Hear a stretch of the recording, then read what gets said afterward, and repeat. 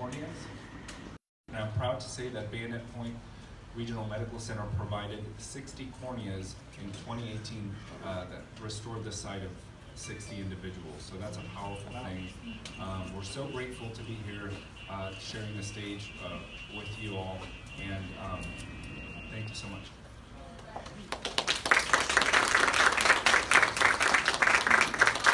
Up next, I have a beautiful woman that has just received the gift of life recently, and she's here to share her story. Theresa, please come on up.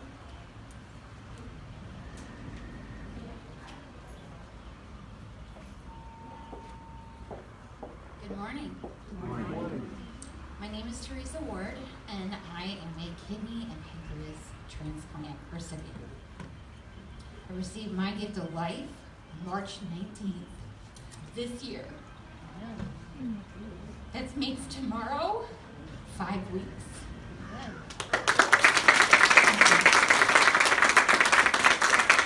March 18th, I received a phone call from Tampa General Hospital saying that they had a kidney and a pancreas available for me. This was no surprise to me, as this was actually my 6th phone call. At this point, I didn't feel much of anything but numbness.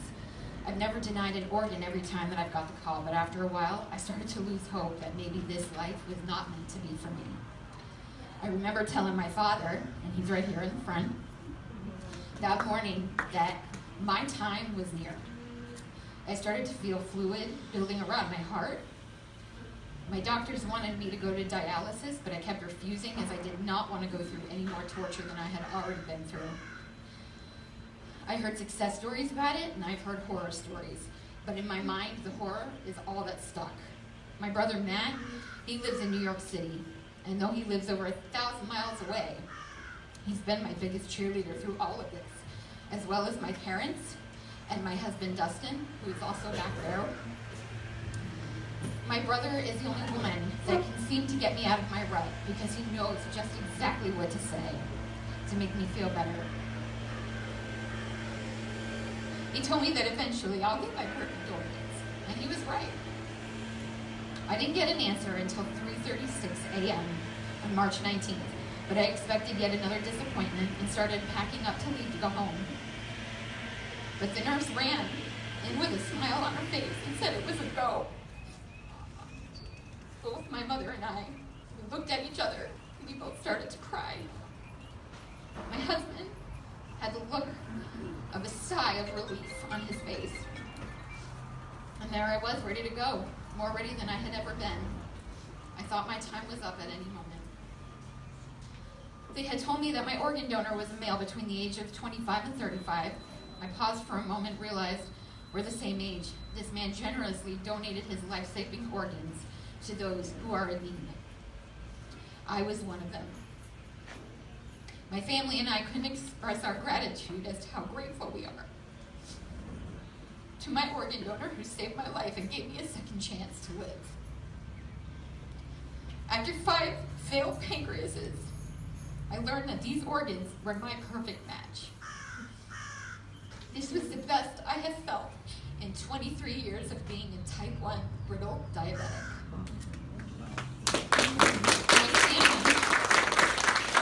My family and I have been on cloud 9 since and overwhelmed with joy. I truly can't express the words just how grateful I am to this family and to this man who unfortunately lost his life, but made a gracious act to save others.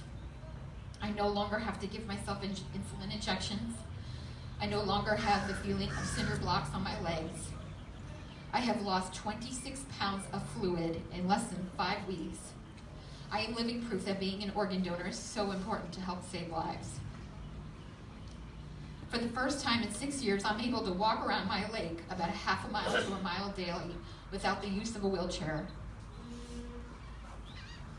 I don't have to worry about indulging. I can have a piece of cake. I no longer have to worry about highs or lows in the middle of the night or whether or not I'm going to wake up, period. One person can save up to 8 lives. 75 through organ, eye, and tissue donation. There are many offered There were many that offered to be a living donor to me, but because I needed a pancreas as well, I wasn't allowed to take from a live donor. But these people were encouraged to help others save lives through living donation as well. You can live a perfectly healthy life with just one kidney. And I have a friend here today who is living proof of that.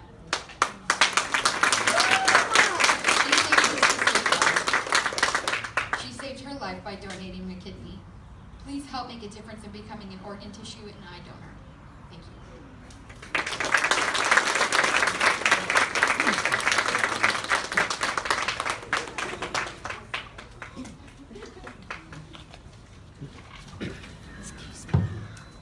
Thank you, Theresa. I'm so glad that I encouraged you to be here today. You've been so full of joy these last 30 days. I wanted everybody to see living proof of what organ donation can do for a person who's been so very ill.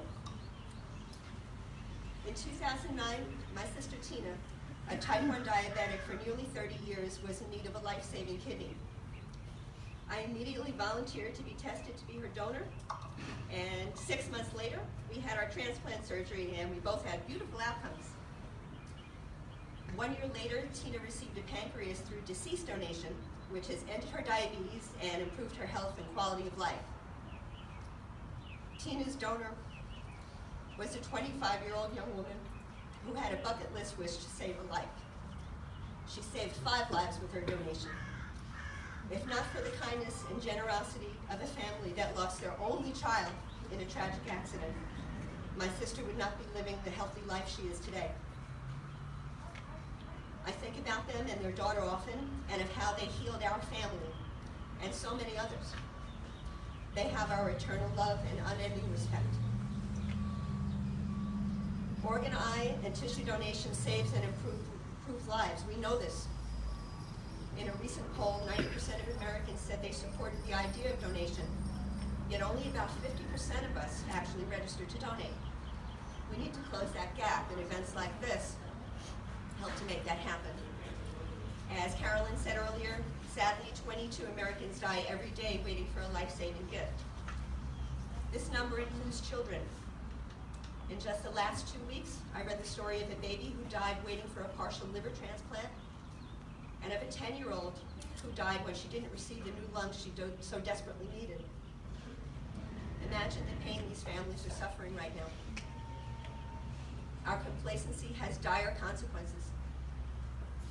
My hope today and every day is to change hearts and minds about donation.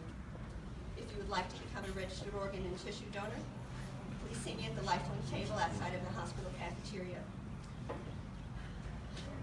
I want to thank our first responders, our donor families, for sure, our physicians, our creator, and to our nurses who were so terribly disrespected this week.